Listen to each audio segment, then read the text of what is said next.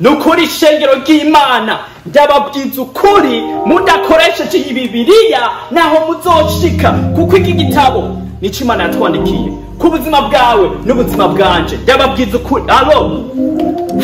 Alo nukuri mutihanye muzomera nka Loti yabaye inkingi y'umunyu, muzomera nk'Abisirayeli bamaze imyaka 40 mu bugaragwa.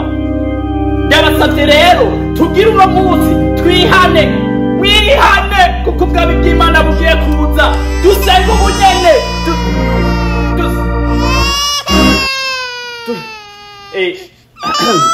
ndasavye abantu mufise umwana, uwo mwana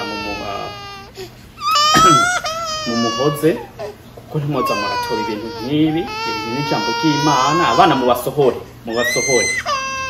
Ndazi yuko Yesu yavuze ngo mureke abana baza hondi, ariko jewe numva bariko murakoze cyane.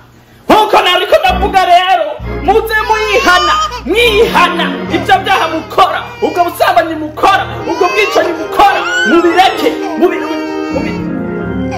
Muza n'uwo mwana, ayo n'amadayimoni. Muza n'uwo mwana, uwo ni shetani. Muze tumusenge. Haleluya. Alo.